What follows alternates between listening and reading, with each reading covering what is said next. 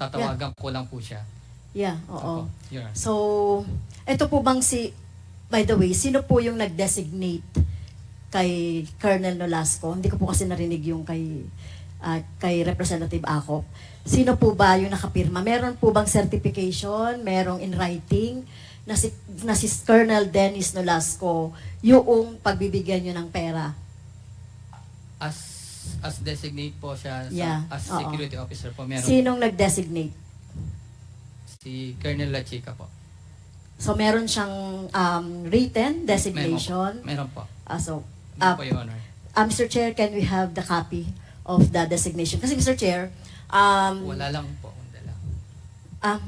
do you have a copy of that letter of designation? Wala lang po akong dala, Your Honor. Okay. So next, ano na lang, Mr. Chair? Okay. Thank you, Mr. Chair. Mr. Chair. Isa na lang, Mr. Chair. Kasi, tanong ko kasi ang may band po kayo. So, ang magdi-disburse po ay yung si Nolasco. Wala siyang band, tama ba? Wala po siyang ban.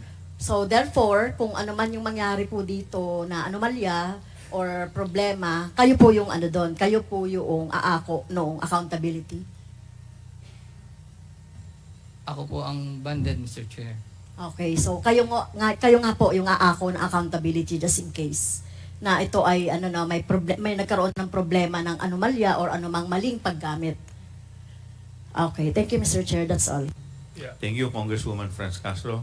The Chair would like to recognize the Honorable Deputy Speaker, J.J. Suarez. Thank you very much, Mr. Chair. Mr. Chair, with regards to the point raised by Congressman Gutierrez and Congresswoman Castro, dito po sa pagde-designate kay Colonel Nolasco, sino po ang nagbigay ng kapangyarihan para siya po ang maging designated officer? Ito po yung ginamit yung term, no? Sino po yun?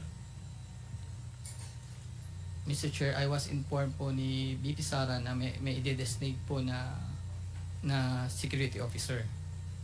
Ay ng pahintulot o ng kapangyarihan para si Colonel Nolasco po ang mag-disburse ng pera. Your Honor, si BP Sara po. Meron pong papel na nagsasabi, kasi kayo po yung may responsibilidad sa pera na ito eh. Dapat kayo po ang nagdi-disburse. So you cannot designate that authority and that power to anybody else. So now, is there a document that you can show that indeed it came from the Vice President? Wala lang po akong dala, Your Honor. So meron. Meron po, Your Honor. And can you produce that document, Mr. Fajarda? Yes, Your Honor. Okay. And in that document that you will produce, is this one document or three separate documents every time you withdraw 37 million? Only one document lang po. Just one document. And would you know the date to this document, Mr. Fajarda?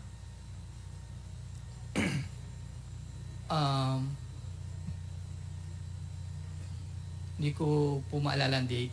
Taon. Dalhin ko na lang po. Taon. Mga January po. Mga January 2023. January 2023. Mga ganyan po. Okay, January 2023. Kasi nakakapagtaka lang po, Mr. Fajarda, malaking halaga po ang pinag-uusapan natin. Hindi po biro ito. At nakaban po ito sa inyo. Bilang Special Disbursement Officer, I just find it a little bit questionable that such a responsibility would be transferred or passed on to somebody else, especially when it comes to the utilization of such a huge amount. So, yun lang po, Mr. Chair, no? So, sana lang po, Mr. Fajarda, may bigay niyo po sa amin yung kasulatan na sinasabi po ninyo na nagbibigay po ng pahintulot ang ating Vice President kay Colonel Nolasco para siya po mag-disperse ng pera. Maraming salamat. Thank you. Congressman Gutierrez, you're recognized. Mr. Chair, just a short manifestation no, after just hearing po yung questions that were answered by Mr. Fajarda.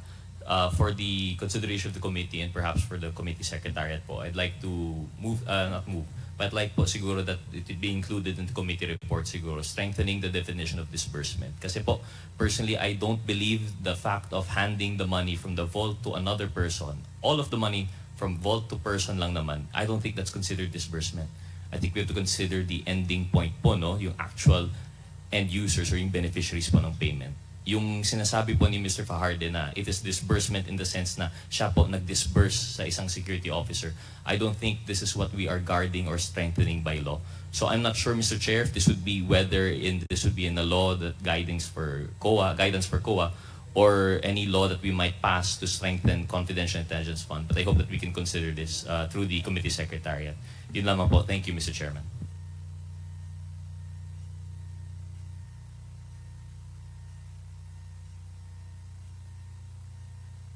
Thank you very much, Mr. Chair.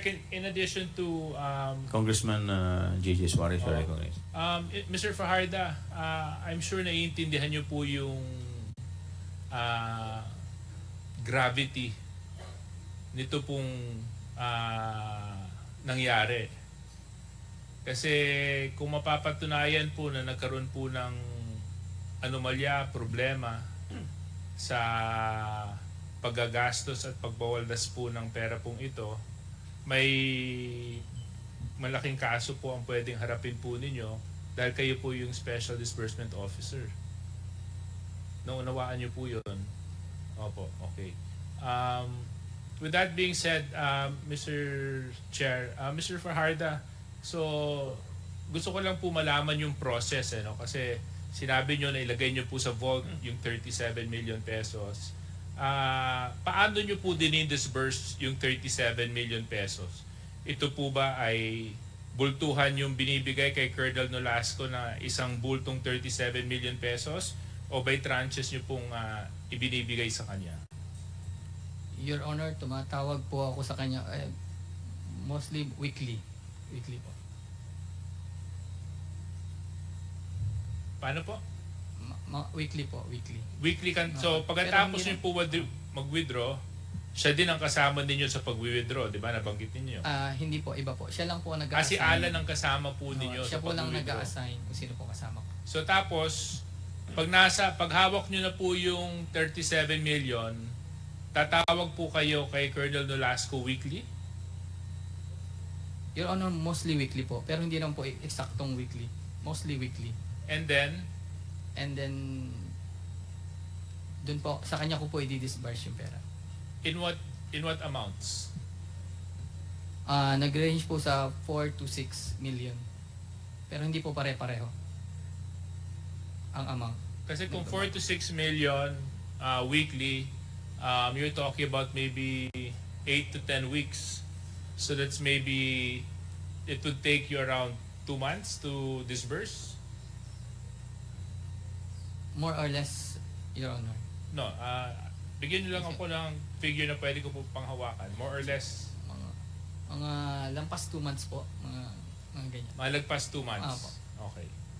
Yun lang po, kasi syempre binabangga po namin ito dun sa mga acknowledgement receipts at saka performance report ng audit. So we just wanted to make sure na nagtataya po yung numbers. That's all I have, Mr. Chair.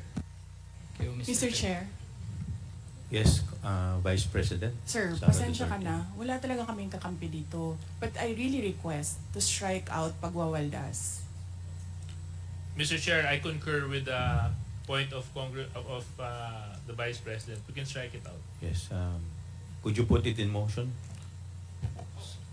I move that we strike out the word pagwawaldas. Second. Okay, is there any objection? Hearing none, the motion is carried.